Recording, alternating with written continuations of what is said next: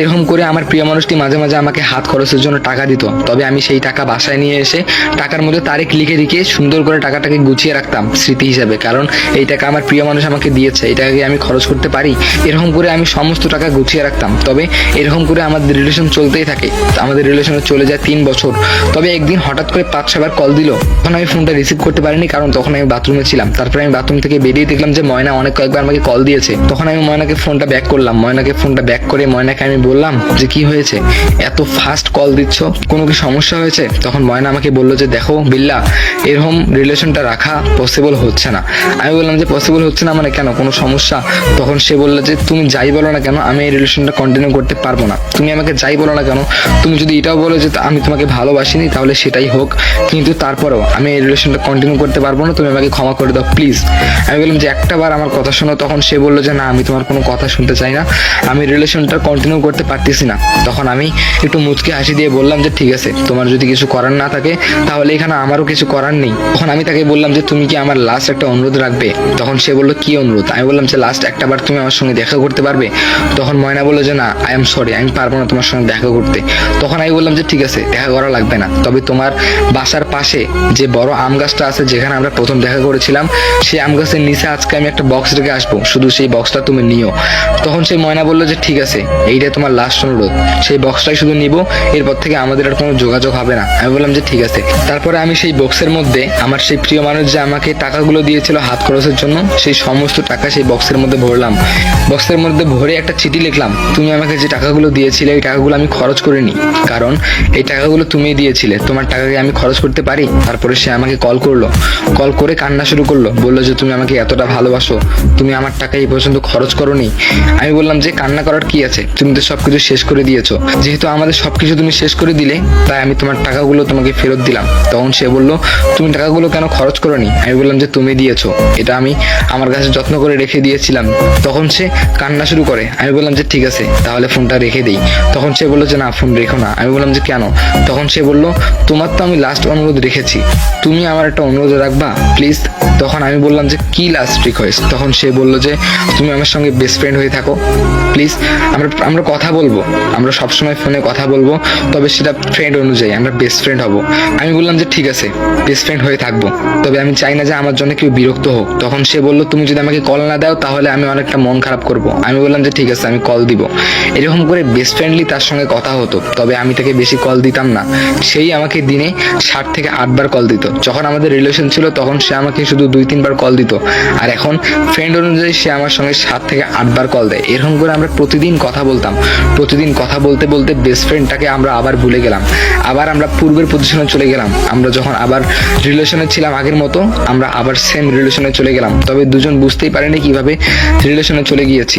এরকম করে আমাদের রিলেশনটা আবার কন্টিনিউ শুরু হয়ে যায়। তারপর আমরা বুঝতেই পারি নাই যে আমরা আবার রিলেশনে এরকম করে দুজন দুজনের মধ্যে জড়িয়ে পড়বো।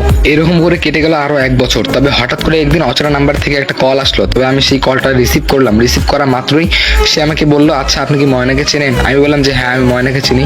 তখন সেই লোকটি বললো যে আমি ময়নার ভাই হই, আমি আপনার সঙ্গে দেখা করতে চাই। আমি বললাম যে আমার সঙ্গে দেখা করবেন তো ভালো, আপনি আমার বাসায় চলে আসুন, দেখা হবে। তখন সেই ছেলেটা বললো যে না ভাইয়া, বাসায় হবে না। আমি বললাম ঠিক আছে, তাহলে আমার এলাকায় আসুন। তখন ছেলেটা বললো যে না ভাই, এলাকাতেও হবে না। আমি বললাম তাহলে কোথায়? তখন সে আমাকে একটা অ্যাড্রেস দিল, বললো যে আপনি এই জায়গায় চলে আসুন। তখন আমি তাকে জিজ্ঞেস করলাম আচ্ছা কে কে থাকবে? তখন ছেলেটা বললো যে অনেক কয়েকজন থাকবে, অনেক কয়েকজন আপনার সঙ্গে কথা বলতে চায়। তখন আমি কিছুটা ভাবতে শুরু করলাম যে অনেক কয়েকজন কথা বলবে, আমি বাসায় ডাকলাম বাসায় আসবে না, এলাকায় ডাকলাম এলাকায় আসবে না, বাইরে অন্য জায়গায় ডাকতেছে, তাও আবার আমাকে একা। বুঝলাম না ব্যাপারটা, হয়তোবা কোনো কাহিনী আছে। তারপরে আমি কিছু ছেলেপেলেকে ডাকলাম, কিছু ছেলেকে বললাম যে তোরা ওই জায়গায় যাবি, ওই জায়গায় গিয়ে চুপচাপ লুকে থাকবি, যদি আমার উপর কোনো অ্যাটাক হয় তাহলে তোরা সঙ্গে সঙ্গে ঝাঁপিয়ে পড়বি। তখন আমার ছেলেপেলে বললো যে ঠিক আছে বস, তুমি কোনো চিন্তা করিও না। এই কথা বলে আমার সেই ছেলেপেলেগুলোকে পাঠিয়ে দিলাম। তখন আমি ময়নাকে কল করলাম, ময়নাকে কল করে বললাম আচ্ছা তোমার কি এই নামে কোনো ভাই আছে? তখন ময়না বললো যে হ্যাঁ আছে। আমি বললাম যে আমাকে এই জায়গায় ডাকতেছে আর বলতেছে অনেক লোক নাকি আমার সঙ্গে আলাপ করবে। তখন ময়না বললো যে না, তুমি ওখানে যেও না, কারণ আমার বাসাতেও সমস্যা চলতেছে, আমাদের এই ব্যাপারটা বাসাতেও জানে, তুমি গেলে হয়তোবা তোমার কোনো ক্ষতি করবে। তখন আমি ময়নার কথার কোনো অ্যান্সার দেইনি, অ্যান্সার না দিয়ে ফোনটা রেখে দিলাম। তখন ময়না অনেক কয়েকবার কল দিল, কিন্তু আমি ময়নার ফোনটা রিসিভ করিনি, কারণ আমি ঘরে বসে থাকার মতো ছেলে নই। আসলে আমি হয়তোবা মাঠে গিয়ে হারবো, তারপরে আমি ঘরে বসে থাকবো না। তারপরে আমি চলে গেলাম, চলে গিয়ে দেখলাম যে ওখানে ময়নার মা আছে, আরো অনেক লোক ছিল, আর একটা বড় গুন্ডা ছিল ওখানে, যে বড় গুন্ডাকে সবাই ভয় পেত। যখন আমি ওখানে গেলাম, বড় গুন্ডাটা যখন আমাকে দেখলো, আমাকে দেখে সেই বড় গুন্ডাটা বলল যে ভাইয়া আপনি এখানে? আমি বললাম যে আমাকেই ডাকছে এখানে ফোন করে। তখন সে বড় গুন্ডা বলল, আমি যদি জানতাম যে আপনার কেস তাহলে আমি এখানে আসতাম না ভাই, আমাকে ক্ষমা করে দেন। আমি বললাম যে আরে সমস্যা নেই। তারপরে সেই বড় গুন্ডাও ভয় পেয়ে গেল, আর ওরা সবাই অবাক হয়ে গেল। তখন আমি বললাম যে সমস্যা নেই, তুমি এখানে বসো। তখন সে বড় গুন্ডা আমার সাপোর্ট নেওয়া শুরু করলো। তখন অনেক তর্কাতর্কি হলো। তখন ময়নার মা বললো যে তুমি নাকি আমার মেয়েকে ডিস্টার্ব করো। আমি বললাম যে আচ্ছা, এই কথাটা আপনাকে কে বলেছে? তখন ময়নার মা বলল কিছু লোক আমাকে বলেছে। আমি বললাম আপনি কি আপনার মেয়ের কাছে শুনেছেন? তখন সে আন্টি বলল না, আমি ময়নার কাছে শুনিনি। আমি বললাম যে ময়নার কাছে ভালো করে শুনে দেখবেন, যদি ময়না একবার বলে যে আমি ওকে ডিস্টার্ব করি, তাহলে আপনারা যা শাস্তি দিবেন আমি মাথা পেতে নিব। আর যদি সে বলে যে আমি তাকে ডিস্টার্ব করি না, তাহলে এখান থেকে আপনারা মাথা নিচু করে চলে যাবেন। তখন তার মা বললো যে ঠিক আছে। এই কথা বলে ময়নাকে কল করলো, ময়নাকে কল করে বললো যে আচ্ছা ময়না, তোকে কি কোনো ছেলে ডিস্টার্ব করে? তখন ময়না বললো যে না তো। তখন সবার সামনে আমি মাথা উঁচু করে বললাম, আগে ভালো করে শুনবেন, তারপর বিচার করতে আসবেন, তা না হলে এরকম করে মানুষকে ডেকে অপমান করবেন না। এই কথা বলে বুক ফুলে আমার ছেলেপেলেদেরকে নিয়ে আমি সেখান থেকে চলে গেলাম। তারপরে কি হলো জানেন? এটা হলো পার্ট 4। আপনারা বলুন গল্পটি কেমন লাগলো। যদি ভালো লেগে থাকে তাহলে পার্ট 5, 6, 7 এগুলো সব দিয়ে দিব।